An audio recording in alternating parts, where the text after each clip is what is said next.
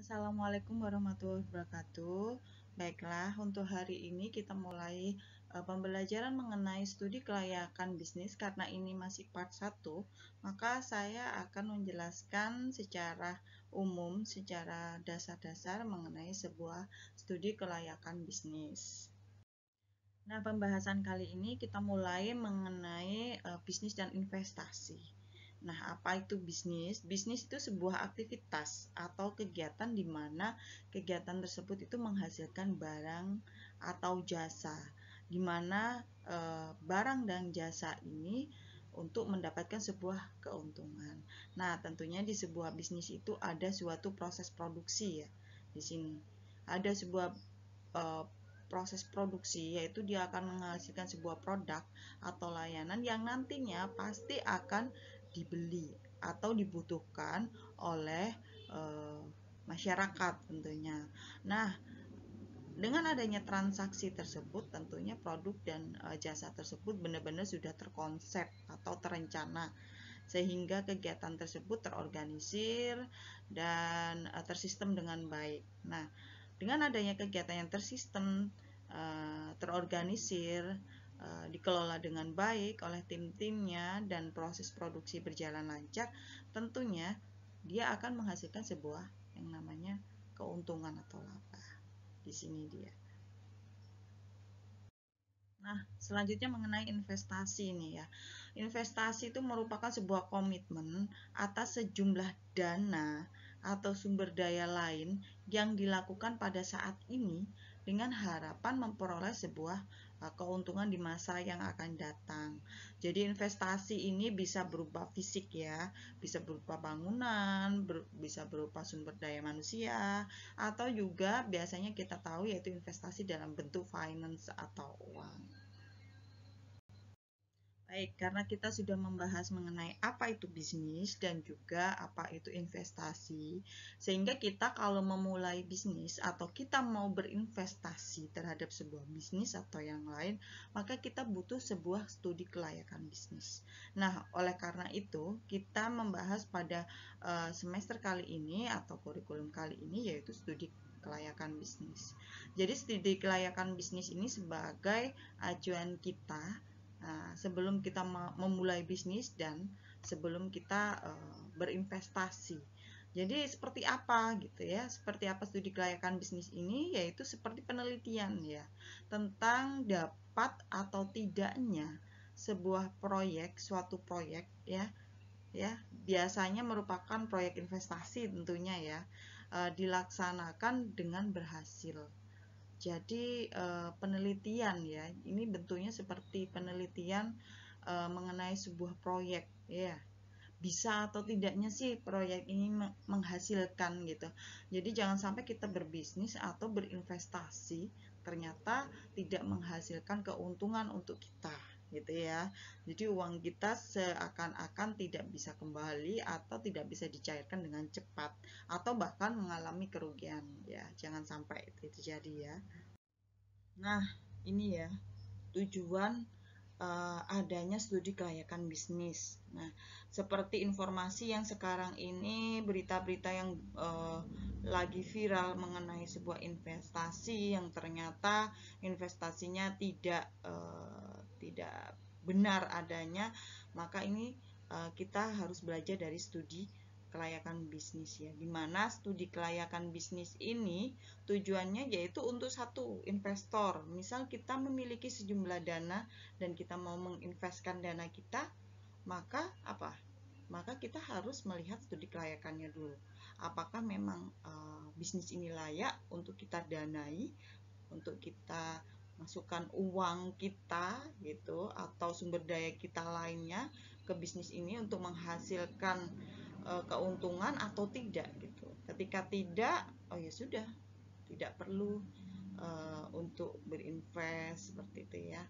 Kemudian untuk seorang analis ya, pasti ini studi kelayakan bisnis ini sangat penting, yaitu untuk terutama untuk analisis penelitian ya gitu. Jadi bisa menjadi sebuah dasar untuk penelitian-penelitian lain atau untuk bisnis-bisnis lain. Oh ternyata informasi tentang studi kelayakan pabrik A ini seperti ini gitu. Jadi acuan kita untuk menggambarkan bisnis ini bisa untuk didanai atau tidak gitu ya. Tujuan juga untuk masyarakat ya. Jadi ketika ada sebuah bisnis yang build ya atau dibangun, pastinya tentunya untuk apa? Untuk peluang meningkatkan kesejahteraan masyarakat sekitarnya gitu ya.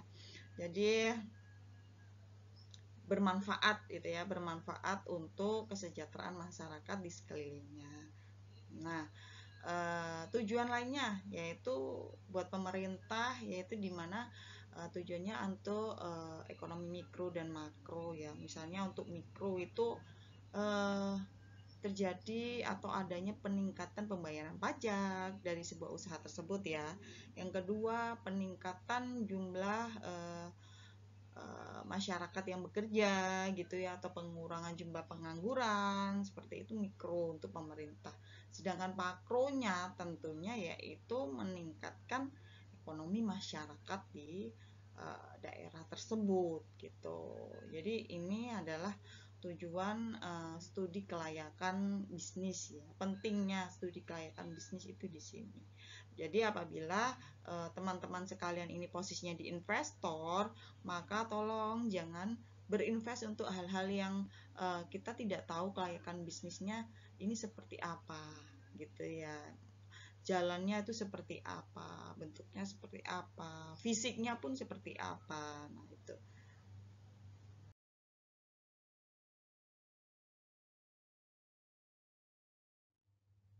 Nah, berikut ini adalah sebuah aspek-aspek ya, aspek-aspek yang perlu kita kaji di sebuah studi kelayakan bisnis. Yang itu pertama, salah satunya ya, itu ada aspek pasar dan pemasaran.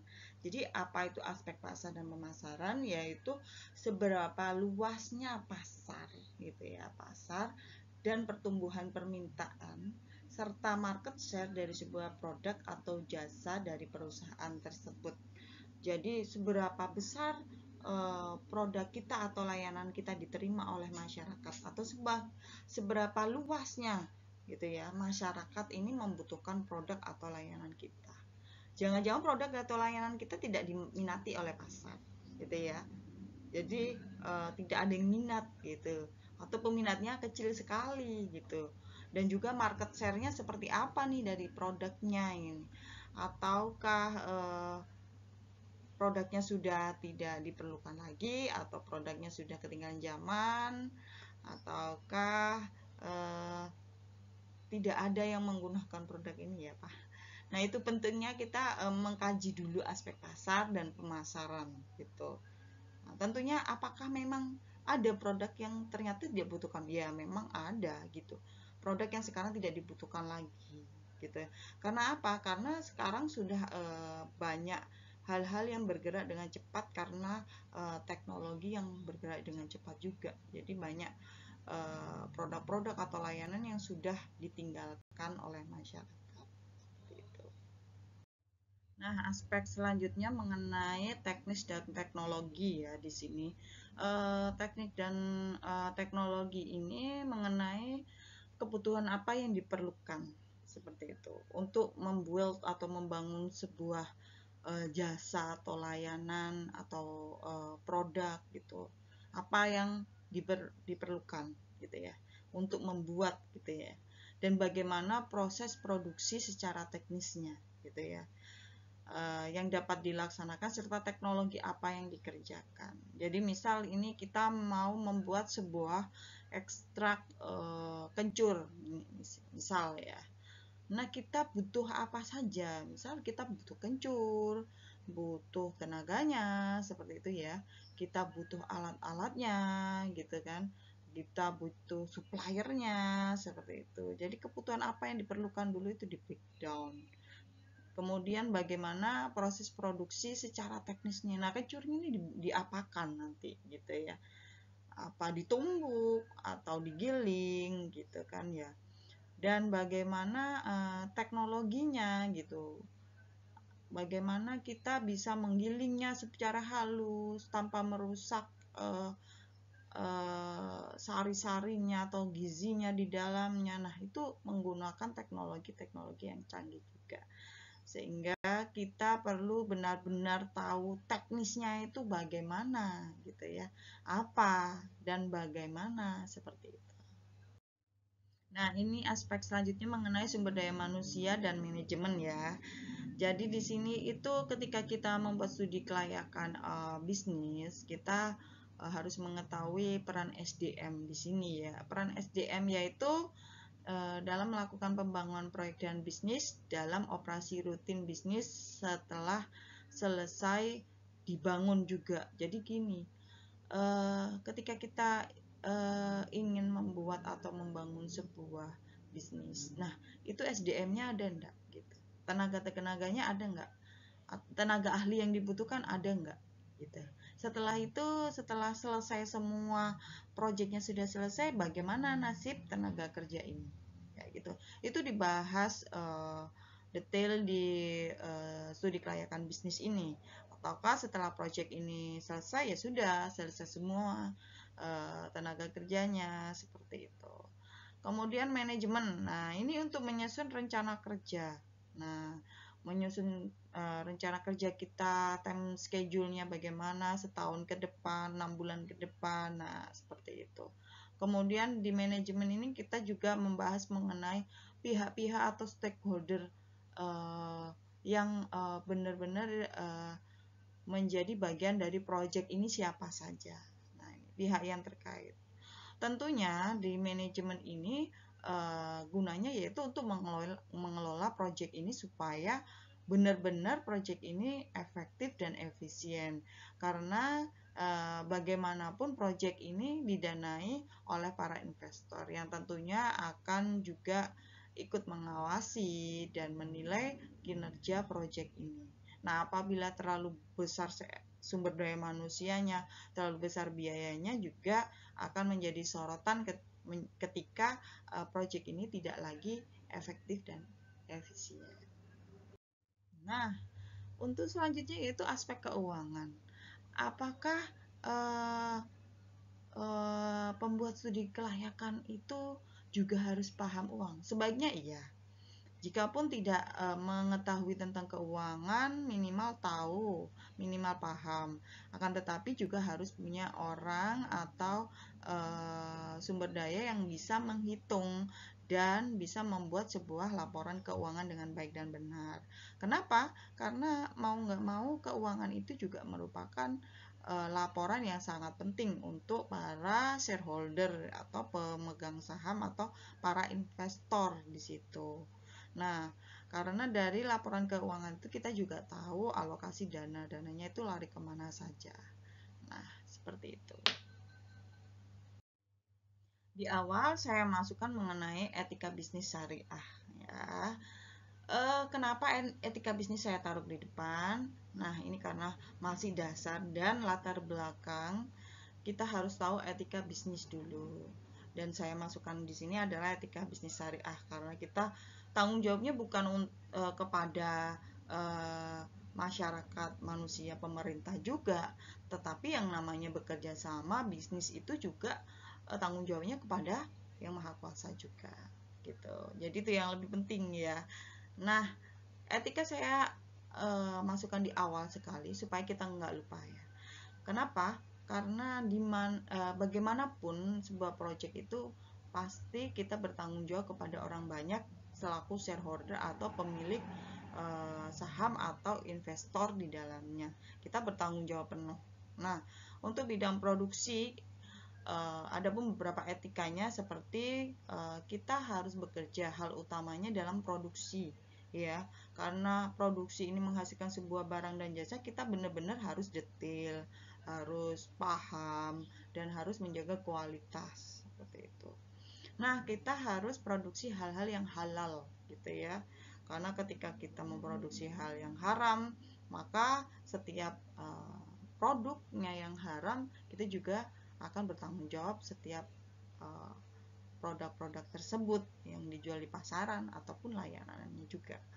Yang ketiga adalah perlindungan terhadap kekayaan alam ya, perlindungan terhadap kekayaan alam di sini, ketika kita mengelola kekayaan alam, sebaiknya kita juga berkontribusi kepada alam juga. Jangan sampai kita mengambil kekayaan alam tapi tidak ada timbal baliknya untuk kelestarian dan regenerasi kehidupan alam kita gitu ya. Kemudian mewujudkan swadaya dan merealisasikan swasembada. Ya, jadi bagaimana kita itu bisa berdiri di kaki kita sendiri dengan adanya berproduksi ini, dan juga saling keterkaitan dengan mengelola dengan sumber daya sendiri, dengan kemampuan sendiri, dengan sumber daya yang kita miliki gitu, kita maksimalkan di situ. Nah, next untuk bisnis etika bisnis ini yaitu konsumsi ya. Etika bisnis syariah mengenai konsumsi, yang pertama adalah karena kita membawa uang gitu ya, membawa uang orang, membawa seperti mengelola uang para shareholder ini, maka kita harus menafkahkannya dalam kebaikan ya. Tidak boleh berfoya-foya. Kenapa? Ketika kita berfoya-foya sedikit, kita lupa bahwa kita itu dibayar untuk berprestasi, berkarya di sebuah proyek. Jadi kalau berfoya-foya, nanti kita bisa keterusan dan kita bisa saja fraud ya gitu. Dan hidup sederhana. Kenapa hidup sederhana? Ya supaya kita tidak masuk dalam sebuah lingkungan yang menarik kita atau merongrong kita untuk bergaya hidup mewah, sehingga halalkan, melegalkan segala cara gitu. Keuangan. Nah, di sini etikanya adalah keuangan. Ada pengakuan hak pribadi. Jadi kita harus sisihkan atau bedakan, bukan sisihkan atau bedakan yang namanya hak pribadi kita. Ini gaji kita. Nah, ini bagi hasil kita. Kita harus benar-benar pisahkan itu. Ini hak pribadi saya. Misal seperti itu. Kemudian mungkin pengakuan warisan ini ya sudah, ini untuk warisan, beda dengan hal-hal yang bersifat project ya. Kita harus membedakan atau memilah gitu. Kebutuhan Al-Quran dan neraca. Nah, jangan sampai nih ya ketika kita mengerjakan proyek, kita itu kebutuhan pada Al-Quran dan kebutuhan kepada neracanya itu lebih banyak kebutuhan neracanya daripada Al-Qurannya, sehingga kita melupakan Al-Quran gitu ya, terlalu sibuk project gitu. Nah, kita harus imbang dalam rezeki dan kerja ya karena sekarang ini lagi boomingnya undang-undang baru atau tokoh-tokoh baru yang sukses, dan kita meniru cara kerjanya seperti itu, yang mungkin kita pandang kesuksesannya itu karena kerja kerasnya ya. Jangan sampai kita porsinya itu lebih banyak ya. Kita harus imbang dalam kehidupan, mana kerja, mana keluarga, mana ibadah. Nah, itu harus seimbang ya. Memenuhi hak para pekerja. Nah, jangan sampai kalau ketika kita diberikan sebuah kepercayaan untuk mengelola sebuah proyek, jangan sampai hak-hak para pekerja yang ikut dalam proyek tersebut menjadi lalai gitu ya kita ya. Nah, ada beberapa misal kasus perusahaan yang bukan lupa ya, memang tidak membayarkan bonus pegawai gitu kan. Memang sengaja tidak dibayarkan, atau memang ada yang memfraud ya, ketika hak karyawannya 1 juta di fraud menjadi 100.000 kayak gitu. Nah, kita lanjut etika bisnis syariahnya di bidang distribusi ya. Jangan sampai kita jual beli barang haram ya, misal jual beli barang-barang narkotik gitu, jangan sampai gitu ya, yang memang membuat seseorang itu menjadi tidak produktif seperti itu ya. Ada sedikit amanah dan jujur ya, kita harus jadi orang yang sidik, amanah, dan jujur ya. Jadi sifat-sifat Nabi kita harus teladani juga gitu. Harus ya gitu. Adil dan menjauhi riba, kita itu harus adil ya. Misal tidak boleh karena yang di sana itu sering memberi kita banyak fee misal gitu ya, salam tempel, sehingga kita tidak adil nih kepada customer kita. Udah yang itu aja dikasih banyak, yang ini nggak usah dikasih barangnya. Nah itu ya, kita sering terjadi ya gitu. Dan kemudian menjauhi riba gitu ya, kita paham lah.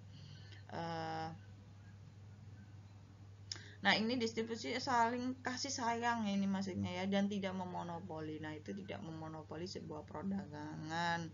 Jadi biar rata sama gitu, semua produk ada gitu. Kan kita ketika dimonopoli maka bisa menjadi mudarat ya, ketika harganya terlalu tinggi kayak gitu-gitu, dan tidak kebeli, atau bahkan ketika orang butuh jadi tidak mendapatkan barangnya seperti itu.